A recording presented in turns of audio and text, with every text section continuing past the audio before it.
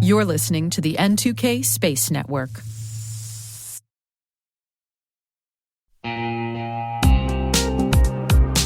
Risk and compliance shouldn't slow your business down. Hyperproof helps you automate controls, integrate real-time risk workflows, and build a centralized system of trust so your teams can focus on growth, not spreadsheets. From faster audits to stronger stakeholder confidence, Hyperproof gives you the business advantage of smarter compliance. Visit www.hyperproof.io to see how leading teams are transforming their GRC programs.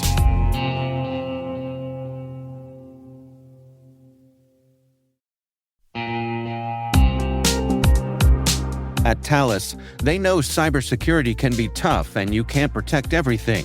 But with Thales, you can secure what matters most. With Thales's industry-leading platforms, you can protect critical applications, data, and identities, anywhere and at scale with the highest ROI. That's why the most trusted brands and largest banks, retailers, and healthcare companies in the world rely on Thales to protect what matters most: applications, data, and identity. That's Thales. Thales. Learn more at thalesgroup.com/cyber.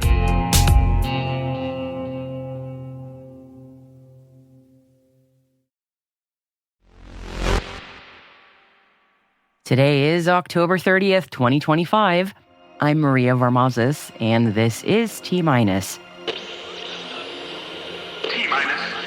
20 seconds to LOS T-Dress. Go for deploy. Roger, roll.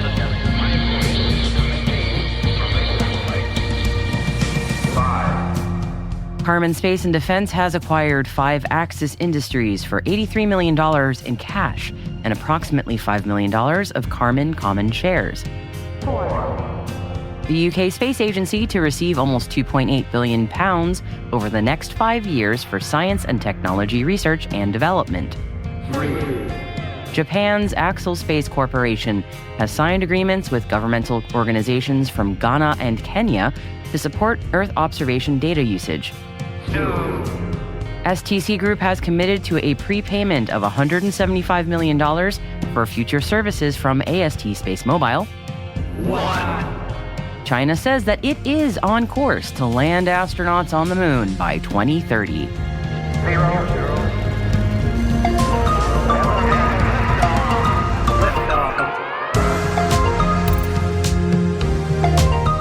Today, Torsten Kriening will be joining us later in the show with the latest from the European Space Policy Institute event in Vienna.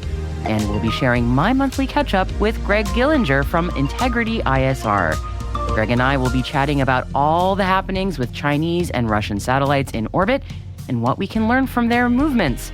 So stick around for more on that after today's headlines.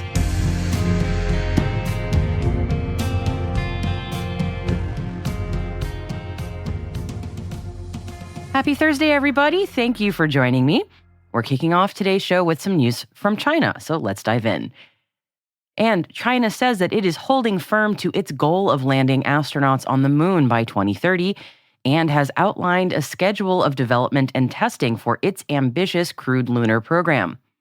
The China Manned Space Agency held a press conference to outline a series of upcoming tests to include integrated testing for the Lanyue lunar lander, thermal tests, and maximum dynamic pressure escape tests for the Mengzhou manned spacecraft, and low-altitude and technology verification flights for the Long March 10 carrier rocket. CMSA used the conference to announce the next crew heading to the Tiangong space station. Taikonauts Zhang Lu, Wu Fei, and Zhang Hongzhang will carry out the Shenzhou 21 crewed spaceflight mission. The crew is due to launch on Friday from the Jiuquan Satellite Launch Center in northwest China. The space agency also used the press conference to announce that 2 Pakistani astronauts will undergo training alongside Chinese taikonauts, and one of them will be selected to participate in a short-duration spaceflight mission as a payload specialist. The selection process for Pakistani astronauts officially commenced following a cooperation agreement between China and Pakistan signed in February this year. Moving on to our next story now. AST SpaceMobile and STC Group have signed a 10-year commercial agreement to enable direct-to-device satellite mobile connectivity across Saudi Arabia and key regional markets. As part of this agreement, STC has committed to a prepayment of $175 million for future services and made a long-term commercial revenue commitment. AST SpaceMobile will integrate its space-based cellular broadband connectivity with STC's terrestrial infrastructure to expand mobile coverage across Saudi Arabia, as well as in select countries in the Middle East and Africa. The partnership aims to eliminate connectivity gaps by delivering 5G and 4G LTE services direct to standard mobile phones without the need of any specialized software or device support or updates for consumers, enterprises, and government sectors, all ensuring seamless voice and broadband access. Japan's Axelspace Corporation has signed 2 memorandums of understanding with governmental organizations from Ghana and Kenya. The MOUs provide terms for cooperation on addressing social challenges through the use of satellite-based Earth observation data. And with the signing of these MOUs, Axelspace says it will begin full-scale development and implementation of solutions that are tailored to local needs through collaboration with local partners in emerging countries, including those in Africa. Each partnership aims to identify social issues that need to be resolved and develop and implement solutions that combine EO data with local information, all to create a new market for the use of EO data. We're hopping all over the world today. Now we're going to the UK, and the UK Department for Science, Innovation and Technology, also known as DSIT, has announced its largest ever investment in science and technology research and development, with the UK Space Agency receiving almost £2.8 billion over the next 5 years. DSIT says it has a central role in delivering the British government's agenda, with long-term economic growth dependent on strong innovation and R&D. They say that the public investment in R&D generates significant benefits for the UK, with each pound of public R&D investment estimated to leverage, on average, 2 pounds of private R&D investment and generate 8 pounds of net benefits in the long run. And Karman Space and Defense has acquired 5-Axis Industries for $83 million in cash and approximately $5 million of Karman common shares. 5-Axis produces engineered products for commercial space engines, which includes spun-form nozzles, gaseous oxygen systems, and fluid control technologies. Karman says the acquisition strengthens the company's core competency in the engineering and manufacturing of mission control subsystems for the space market. On October 24th, Karman increased the size of its existing $375 million Term Loan B to $505 million, primarily to fund the acquisition of 5-Axis and pay off its revolving credit facility.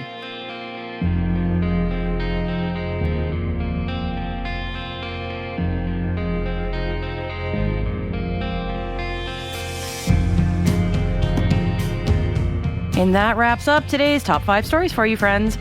Stick around to learn more about what Chinese and Russian satellites are doing in orbit.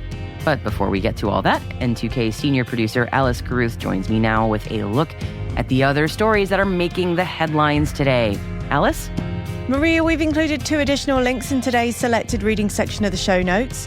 They cover Colorado's bid to sue US President Trump over his decision to move Space Command and L3Harris Technologies' third quarter financial results. A lot of people are listening to podcasts through YouTube, and if that is the way that you would prefer to listen to this show, well, good news, everyone. T- Space Daily is indeed on YouTube, and we post our episodes there along with video clips from interviews and events throughout the year. So if you're dual screening at work and keep the YouTube player going all day while your head's down, listen, I get it, not judging. At N2K Cyber is our company's YouTube channel, and you will find the T- Space Daily playlist right in there, along with all the other shows that we make here at N2K. Again, you'll find us at N2K Cyber on YouTube.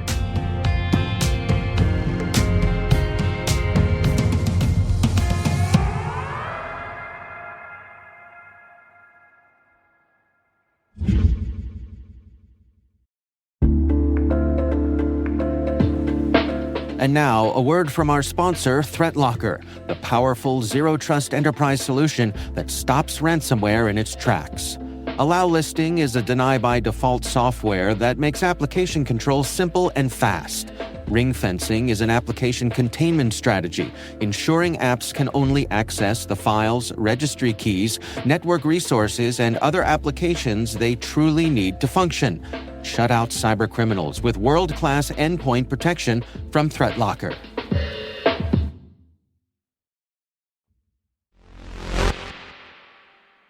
I recently got to catch up with my friend and friend of the show, Greg Gillinger, SVP for Strategy and Development at Integrity ISR, to find out the latest on what's maneuvering in orbit. The first launch I want to talk about actually hasn't happened yet. And it involves a Chinese commercial space company. I air quoted the commercial space company.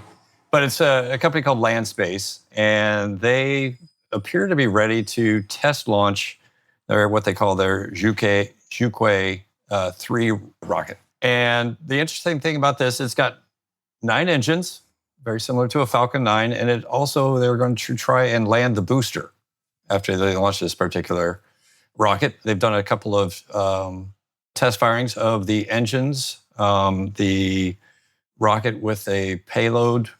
Maybe, I don't even know if it's a real payload or not, but it's been integrated, so it's standing on a launch pad in northwest China right now.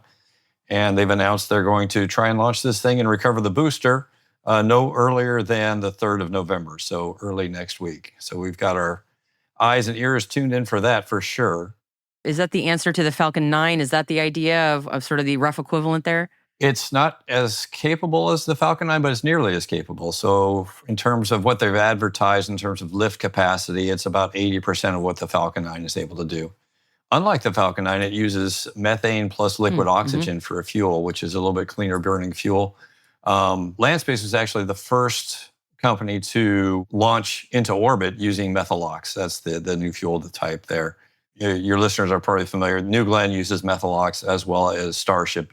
So this company, Landspace, has really been kind of pioneering in that arena as well. So we'll see if they're able to get this thing off the ground and then bring back the first phase of it successfully. That'll be important for China in terms of increasing its launch cadence, the ability to get mass to orbit, as well as decreasing launch costs. As similar revolution we've seen here because of the Falcon 9. And over the last couple of weeks, they had 2 additional launches of their Guowang constellation. This is often referred to as kind of the Chinese version of Starlink, although I think it's going to have more capabilities than what Starlink currently possesses, at least ones that we talk about. So they were able to place one launch placed 5 satellites into orbit. They've got 2 primary orbital planes that they're using, or 2 primary inclinations, I should say. So the first launch went up to an 86.5-degree inclination, carrying 5 satellites, and then that was their Group 11. And then they also launched something they're calling Group 12, which is 9 satellites into a 50-degree inclined orbit. And so that brings their total number of Guowang satellites now to 95 operational satellites. They've got 18 test satellites, and they've also got 3 satellites in geosynchronous orbit. Actually geostationary orbit as well. So all that together is about 116 satellites, planned to have well over, I think it's almost 13,000 satellites. So that you can see why having a very cheap, reusable lift capability to low Earth orbit is very important for these plans. And Guowang is kind of the state-sponsored of these mega constellations. There's actually 3 mega constellations that China is planning on. Guowang is one of them. Another one is called the Thousand Sails, or Qianfan. And they actually had a recent launch as well, using a Long March 6C. All 6 of their launches have had 18 satellites on board, all going to the same inclination, which is 89 degrees. However, one interesting thing to note on this particular launch, the time between batch 5 and batch 6 is 220 days. So the better part of a year. Prior to this, the first 5 launches had a launch cadence of 1 launch every, on average, 54 days. So they encountered some production problems, it looks like, right? So their second group of 18 satellites, what I'm tracking is only 3 of them have actually made it to their operational orbit. So they uncovered some sort of problem with their satellite manufacturing, I suspect.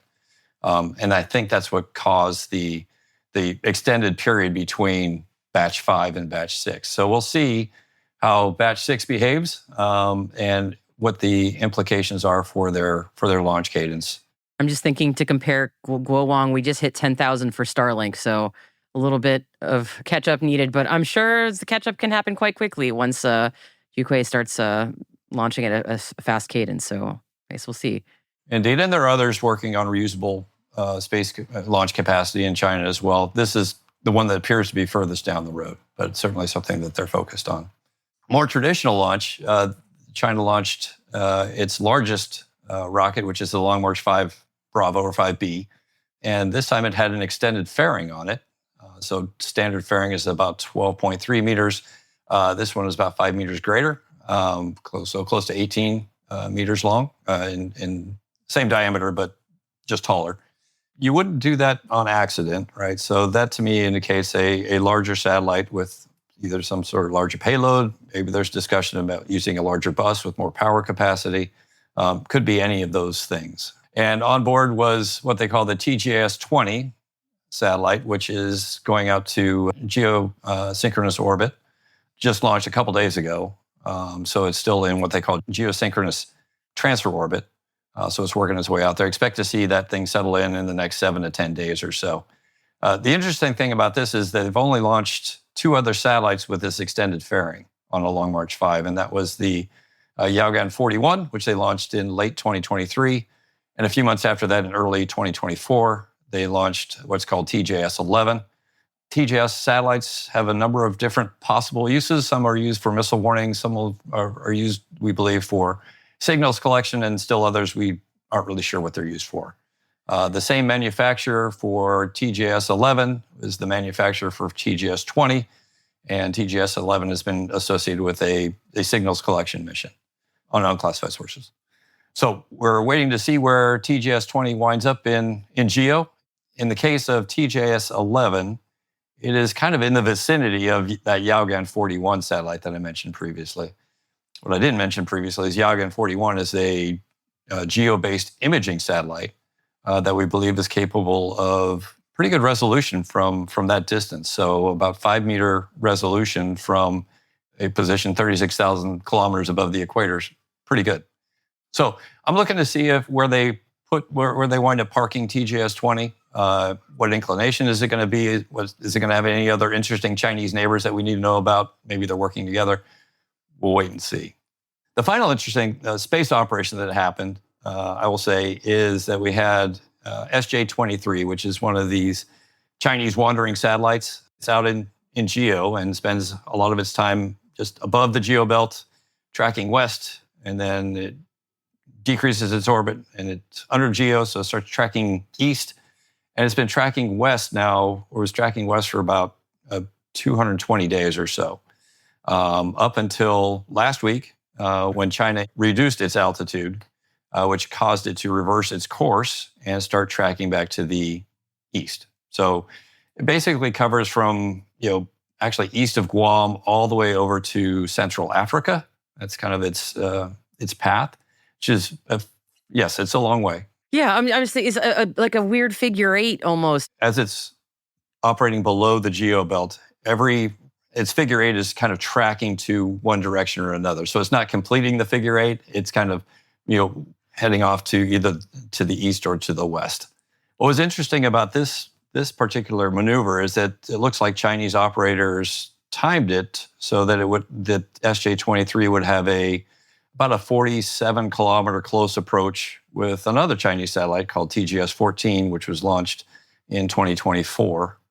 We don't know why this was done, but on its furthest point to the west, SJ-23 had this close approach with TJS-14, completely safe. There was no risk of collisions or anything like that. And then, about 6 hours later, they actually maneuvered and dropped its altitude and caused it to reverse course and pass by TJS-14 one more time. And now SJ-23 is tracking to the east. It's currently still over Central Africa. It only moves tracking to the east about a half a degree a day, a little bit more than that. So we expect it to turn around once it gets past Guam again in about 8 or 9 months, I guess. Fascinating. Okay. So that's Yeah, so that's China for today. But is anything else going on? So in 2014, they launched a satellite it's been called many things, but it goes by the name of Luch Olymp K1 at this point. So Luch Olymp was kind of infamous for maneuvers around in geosynchronous orbit, and got in the habit of getting somewhat close to, never dangerous, but somewhat close to other Western communication satellites, and then would just kind of loiter there for months at a time. And it did this a number of times over the last 10 years or so. And it looks like it's still too early to say, but Luch, or Russian space operators, recently maneuvered Luch, increasing its altitude over 300 kilometers, placing it into what we would call a graveyard orbit. So we're not sure if they needed, in the past, it would drift a couple degrees a day until it got to its intended location. Then it would kind of join the geobelt and stay in that one location for a period of time. Now they're tracking at about 4 degrees a day.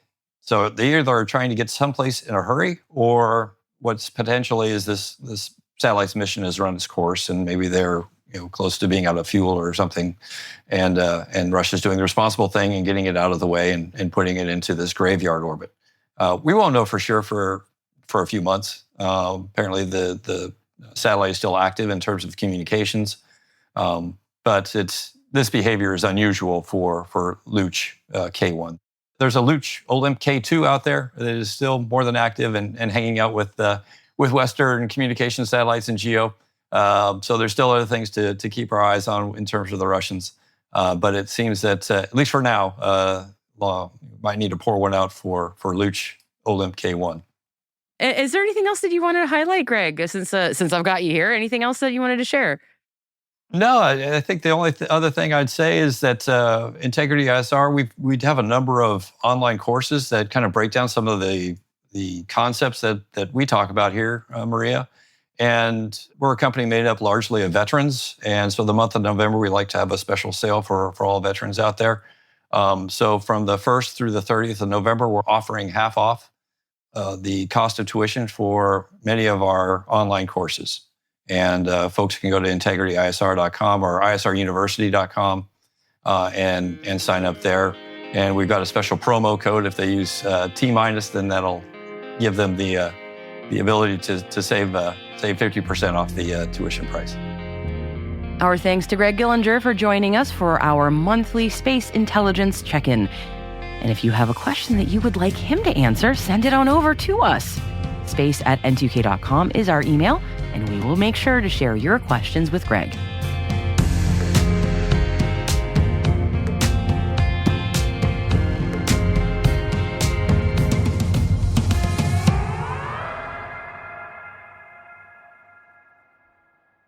We'll be right back.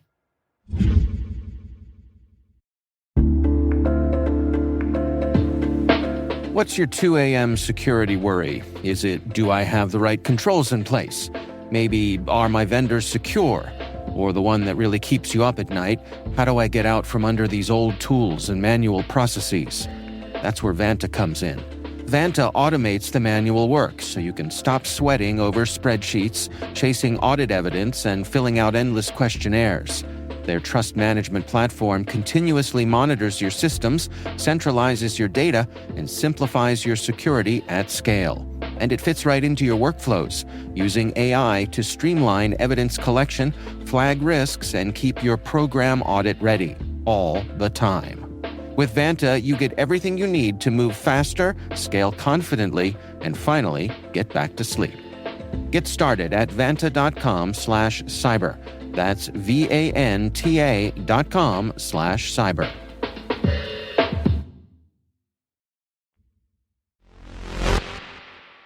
Welcome back. And I'm going to hand you over now to Torsten Kriening from Spacewatch Global with the latest from the European Space Policy Institute event in Vienna. Hello, Maria. It's great to be back. So maybe it becomes a regular element of your show now. So, but also hello, Space Watchers, reporting a day belated from the heart of Europe and from one of its most breathtaking venues, the Vienna Town Hall in Vienna, Austria. If you haven't been there, Google it and get impressed by the architecture and the impressive beauty. Beneath its vaulted ceilings and golden chandeliers, the 19th SP Autumn Conference organized by the European Space Policy Institute gathers 382 ministers, heads of agencies, diplomats and industry leaders to debate one defining question. Can Europe truly become a space power? And what must change to make that happen? This year's theme, Europe as a space power, directionality, priorities of strategic autonomy, captured the mood of urgency, a sense that Europe's next decade in space will depend not just on technology, but on speed, cooperation and courage. SP Director Ludwig Möller sets the tone and later closed the day with a powerful message. Europe is a space power, not as a slogan, but as an ambition we must realize together. He called for a shift from statement to substance and from ambition to realization, urging Europe to embrace open autonomy, interoperability and collaboration, not isolation. With 60 nationalities represented, 35 from outside Europe, the world was clearly watching how Europe defines its strategic role in space. The early sessions didn't shy away from difficult truths. UK's MP George Freeman and Estonia's Mario Kadasik challenged Europe to break its own habit. Power means serious funding and the courage to fail fast. They argued that Europe's future competitiveness hinges on dual-use innovation and industrial speed, not bureaucracy. In the Heads of Agency dialogue, Germany's Walter Pelzer, Switzerland's Renato Caprun and Portugal's Ricardo Conde agreed the old divide between civil and defense space is gone. Caprun called for open autonomy, a model that links sovereignty with cooperation. Conde highlighted Portugal's agility, issuing launch licenses in 45 days, and stressed partnerships with Africa and Latin America as part of a broader space diplomacy agenda. Meanwhile, Slovenia's Sabina Koleza reminded the audience that space power is also about climate resilience, education and societal benefits, not just defense or industry. One of the day's most talked about sessions was the innovation panel featuring Sinead O'Sullivan of Harvard Business School and Matthias Link of the Luxembourg Space Agency. O'Sullivan's words landed like a jolt. If we all believe ESA will be there forever, maybe that's the problem. She argued that Europe's lack of risk culture is the biggest barrier to innovation. The US multiplies new money, Europe protects old money. That's not how you win in space. Matthias Link offered a sharp contrast, showing how Luxembourg's commercial-first model has created agility and success. We can't outspend bigger nations, but we can outspeed them. Luxembourg's approach, faster decisions, clear business plans, and early education is building a hands-on generation of engineers. From primary schools to parabolic flights, Luxembourg is literally teaching kids to build rockets, not just talk about them. Both agreed that for Europe to lead, it must cut bureaucracy, scale capital, and reward those who build, not just regulate. A particular striking observation came from the Middle Eastern countries session, where delegates spoke candidly about shifting alliances. In a world where US reliability is increasingly questioned, China is seen as an alternative partner, not necessarily out of alignment, but out of necessity. This message resonated deeply in the room. The geopolitical vacuum left by hesitation is being filled, and if Europe doesn't act decisively, others will. It was a reminder that Europe's space power is as much about strategic credibility as it is about satellites or funding. The Vienna town hall itself became a symbol of Europe's ambition, historic, open, and visionary. It was more than just a venue, it was a declaration that Europe's space debate has moved to the center of political gravity. Möller closed with energy and humility. Europe's space power will not build in isolation, but through leadership by partnership. He closed the event and confirmed the Vienna Town Hall will host the conference again next year. And if you have a chance to be there, try to register. So, my 4 takeaways from Vienna. First, Europe must act with speed and unity, or risk becoming a spectator in the new space race. Second, innovation needs risk-taker, not just regulators and committees. Third, space diplomacy is now central. Europe's partnership will define its power. Fourth, if the village is awake, now it must move. From the Volkssaal of the Vienna Town Hall, this is my short review, where Europe's space ambitions meet reality and left with a challenge to finally act as a space power it aspires to be. Back to you, Maria, and happy Halloween. And a huge thank you, as always, to Torsten and the Space Watch Global team for providing their insights for us.